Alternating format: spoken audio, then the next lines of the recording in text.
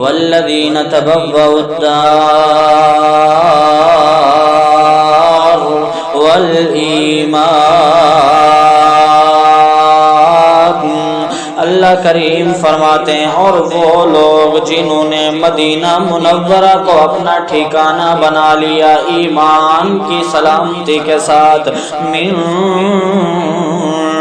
قبلہم، ان سے پہلے، یعنی اللہ کے پاک پیغمبر، سارے بولو صلی اللہ علیہ وسلم کے، اور مسلمان مہاجرین کی ہجرت کرنے سے پہلے وہ پہلے سے ہی مدینہ منورہ کے اندر زندگی گزار رہے ہیں۔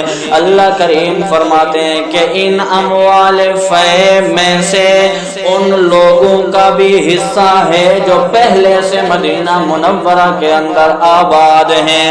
اللہ کریم یہ فرما رہے ہیں کہ ان اموال فے میں سے ان انصار اور ان انصار ضرورت مندوں کا بھی حصہ اس میں موجود ہے جو پہلے سے مدینہ منورہ کے اندر آباد ہیں۔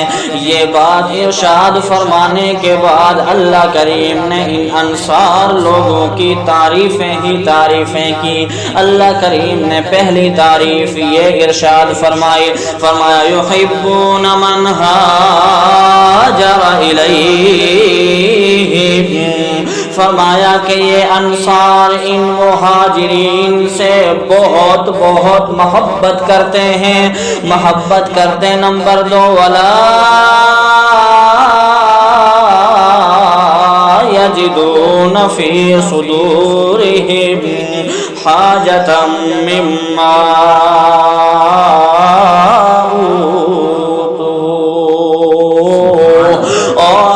جو کچھ بھی مہاجرین کو دیا جائے، یہ انصار مسلمان اپنے دلوں کے اندر کوئی حسد، کوئی بغض، کوئی کینہ دل میں نہیں رکھتے۔ ان کے دلوں میں کوئی جلن نہیں آتا، ان کے دلوں کے اندر کوئی حسد نہیں آتا، ان کے دلوں کے اندر کوئی بغض نہیں آتا۔ مہاجرین کا مکہ چھوڑ کر مدینہ آنے کی وجہ سے ان کے دل نہیں گھٹتے، یہ اس طرح کا نہیں سوچتے کہ یہ اپنا وطن چھوڑ کے ہمارے پاس آ گئے، ہماری معیشت خراب ہو جائے گی، ایسا ہرگز نہیں سوچتے، بلکہ اللہ کریم فرماتا ہے یحبونا، اللہ کریم کیا فرماتے ہیں؟ یحبونا، وہ محبت کرتے ہیں کن سے؟ من ہاجر الیہم، ان لوگوں سے، ان مہاجرین سے جو ہجرت کر کے ان انصار کے پاس مدینہ منورہ کے اندر آ گئے۔ ولا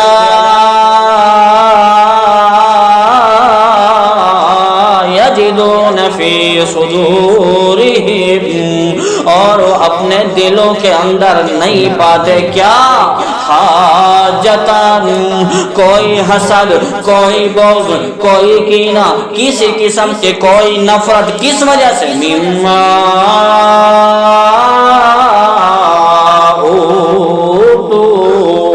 ان تمام کی تمام اموال سے، ان تمام کی تمام چیزوں سے، اوتو، جو ان مہاجرین کو دی جاتی ہیں۔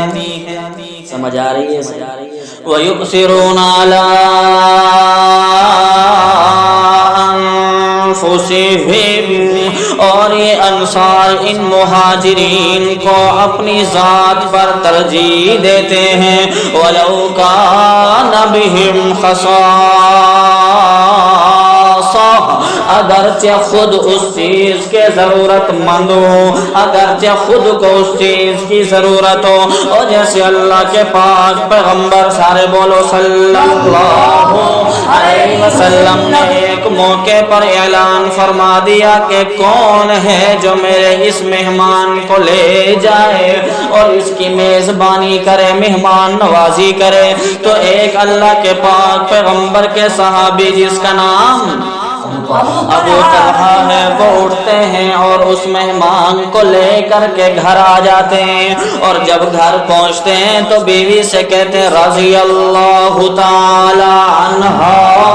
جب بیوی کے پاس پہنچتے ہیں تو کیا کہتے ہیں کہ میں اللہ کے پاک پیغمبر کا مہمان لے کر آیا ہوں، آج اس کو کھانا کھلانا ہے۔ تو جواب ملتا ہے تو کہ کھانا تو بچوں کے لیے رکھا ہوا ہے اور کچھ کھانے کے لیے موجود نہیں ہے۔ تو یہ اللہ کے پاک پیغمبر محمد الرسول اللہ کے صحابی کیا کہتے ہیں کہ آپ کھانا تیار کرو، کھانا بناؤ، میں مہمان کو لاؤں گا۔ جب کھانا شروع کرنے لگیں گے آپ جو ہے اس چراغ کو، موم بتی کو ٹھیک کرنے کے بہانے بند کر دینا، میں صرف ایسے ہاتھ ہلاتا رہوں گا، مہمان سمجھے گا کہ میں کھا رہا ہوں لیکن مہمان اپنی بھوک تو ختم کر لے گا، ہم ایسے ہی گزارا کر لیں گے۔ اسی جب اس نے اس طرح کا معاملہ کیا، صبح جب اللہ کے پاک پیغمبر محمد الرسول اللہ کی دربار میں حاضری دی تو اس وقت اللہ کے پاک پیغمبر نے ارشاد فرمایا کہ آپ کے اس کام سے اللہ کریم کو بہت خوشی ہوئی ہے۔ اللہ کریم نے اس کی تعریف کے اندر قرآن نازل کر دیا، فرمایا وَيُؤْثِرُونَ عَلَىٰ أَنفُسِهِمْ، اور یہ انصار صحابہ ایسے لوگ ہیں کہ جو اپنے آپ پر ترجیح دیتے ہیں، کن کو؟ ان مہاجرین کو، اس کے باوجود کہ وَلَوْ كَانَ بِهِمْ خَصَاصَةٌ، اگرچہ خود کو اس چیز کی ضرورت ہو، اگرچہ خود اس چیز کے بھوکے ہیں، لیکن اس کے باوجود اگرچہ خود ضرورت مند ہے لیکن اس کے باوجود اپنی ذات پر اس کو ترجیح دی۔ پھر مولانا یہاں پر اعتراض ہوتا ہے، سوال ہوتا ہے کہ مولانا آپ نے کہا کہ کھانا بچوں کے لیے رکھا ہوا ہے لیکن کھلایا مہمان کو جا رہا ہے، حق تو یہ بنتا ہے کہ بچوں کو کھلایا جائے، لیکن کھلایا کس کو جا رہا ہے؟ مہمان کو۔ ایسا کیوں؟ تو اس کا جواب یہ ہے کہ اس اعتراض کا، اس اشکال کا، اس سوال کا جواب یہ ہے کہ مولانا یہ بچوں کے لیے جو کھانا رکھا ہوا تھا، رات کا کھانا تو بچے کھا چکے تھے، یہ کھانا صبح کے لیے رکھا ہوا تھا، یہ کھانا صبح کے لیے رکھا ہوا تھا۔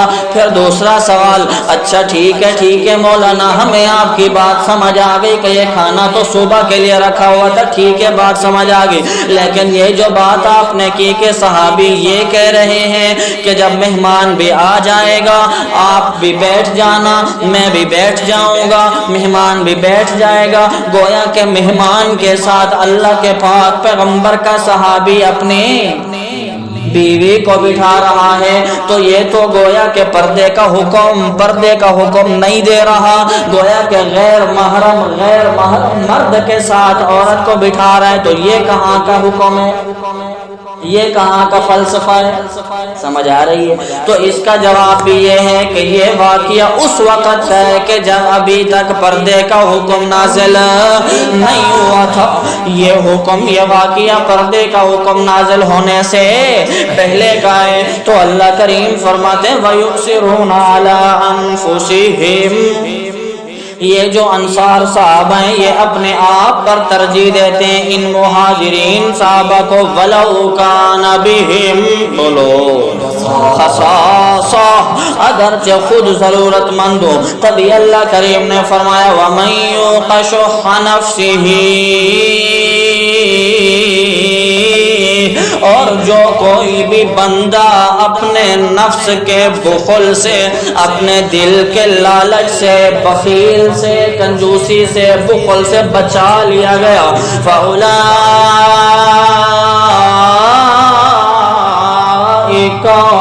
هُمُ الْمُفْلِحُونَ،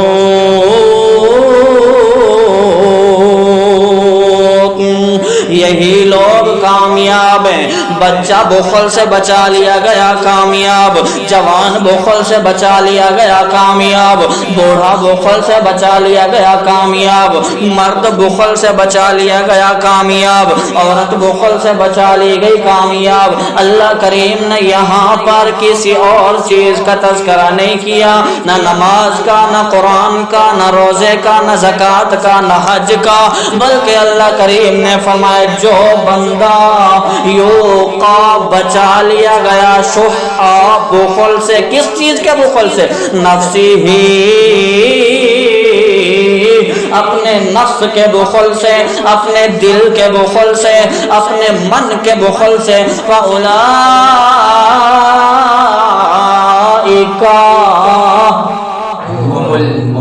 ہم المفلحون، تو وہی کامیاب ہیں۔ اللہ ہم سب کو توفیق